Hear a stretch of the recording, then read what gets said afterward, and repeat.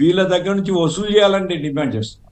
Right. ఇదండి. ఈ సలహాదారుల్ని ఏ ప్రాతిపదికన జగన్మోహన్ రెడ్డి గారు తెచ్చిపెడుతున్నారు అనేది ఒక ఒక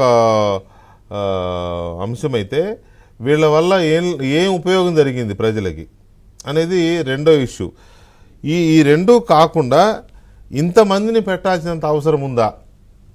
ఇంతమంది సలహాదారుని తీసుకొచ్చి పెట్టడం వల్ల పోనీ ప్రభుత్వానికి లేదా జగన్మోహన్ రెడ్డి గారి ప్రభుత్వానికి ఏమైనా స్మూత్ గోయింగ్, అద్భుతమైన ప్రగతి ఇటువంటి ఏమన్నా వచ్చిన సందర్భాలు ఏమైనా ఉన్నాయా? ఉదాహరణకు ఒకటేదో చూశాను నేను. అదేంటంటే ఇన్ఫ్రాస్ట్రక్చర్ అండ్ ఇన్వెస్ట్మెంట్ డెవలప్మెంట్ సలహాదారులు అంట. ఏమి ఇన్ఫ్రాస్ట్రక్చర్ వచ్చింది, ఏమి ఇన్వెస్ట్మెంట్ వచ్చింది? ఉన్న ఇన్ఫ్రాస్ట్రక్చర్ కాస్త ఎత్తుపోయినాయి, కాకులు గద్దలు ఎత్తుపోయినాయి.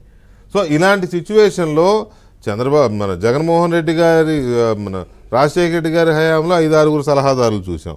చంద్రబాబు నాయుడు గారి హయాంలో నాకు గుర్తున్నంత వరకు 3-4 సలహాదారులు చూసాం. హైయెస్ట్ 3-4. జే.ఏ. చౌదరి గారు ఒక ఆయన ఉండేవాడు, పరకాల ప్రభాకర్ గారు ఒక ఆయన ఉండేవారు. ఉంటే అంతే నాకు గుర్తున్నంత వరకు. మేబీ ఏమైనా ఉంటే ఇంకొకటి 2 ఉంటే ఉంటాయి. సో అప్పుడు ఉన్నవాళ్ళు ఎంతమంది, ఇప్పుడు ఉన్నవాళ్ళు ఎంతమంది, ఏంటి వీళ్ళు ఏం చేస్తున్నారు అక్కడ? దోచుకోవడం, పంచుకోవడం, తినుకోవడం తప్ప ఇంకా అంతకుమించి ఏం కనిపించట్లా. ఎవరో ఒక ఆయన మెసేజ్ పెట్టాడు, వెంకటకృష్ణ గారు మీరు పొరపాటు పడుతున్నారండి, వాళ్ళ పేరు మీద జీతాలు రిలీజ్ అవుతాయి, సగం మళ్ళీ జగన్ గారికి వెనక్కి వెళ్తాయండి.